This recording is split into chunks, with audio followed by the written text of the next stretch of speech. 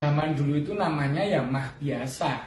Seperti saat kita telat makan, terus kemudian makan berlebihan, terus kemudian kita makan makanan baru, terus kita misalnya ada yang sampai minum alkohol segala itu, terus tiba-tiba nyelek di ulu hati, penuh rasanya seperti bunga, penuh, kembung, melilit.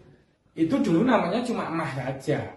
Mah itu artinya naiknya asam lambung atau produksi asam lambung yang berlebihan. Asam lambung itu sebenarnya diproduksi oleh lambung untuk mencerna makanan yang masuk ke dalam mulut, turun ke kerongkongan dan ditampung di lambung. Ditampung di lambung 4 jam, kemudian baru diturunkan ke usus.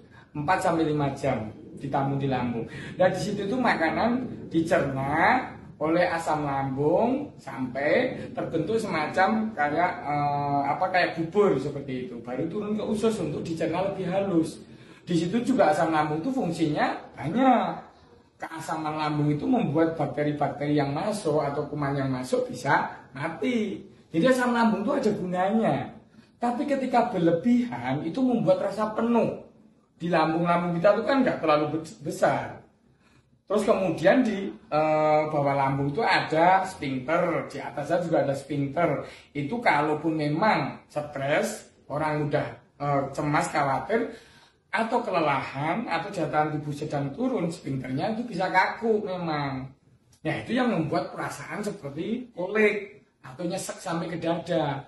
Tapi hanya akan naik jika asam lambung berlebihan, hanya akan naik sampai ke kerongkongan dan tidak akan bahaya, itu turun lagi. Orang sendawa pun juga seperti itu. Makanya kalau kita sendawa suka bau semacam kayak agak bau gas yang asam. Tapi sebenarnya gas itu tidak berbahaya.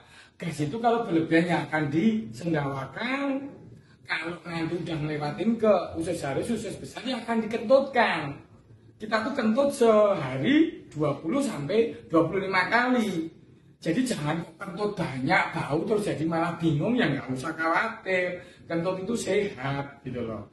Ya jadi dulu tuh namanya hanya mah. Tapi sekarang ada gastritis, ulcus pepticum, tukak lambung, terus kemudian GERD, gastroesophagus reflux disease, kemudian lemahnya sphincter esophagus, banyak macam-macamnya. Lah mau diberi nama macam-macam, obatnya ya sama saja, yaitu itu saja. Jadi tidak usahlah terlalu cemas. Yang penting punya stok obat pereda asam lambung, obat pengatur asam lambung, dan mungkin perlu obat untuk mengurangi kejang sphincter. Ya hanya itu cukup. Terus habis itu tenangkan dirimu.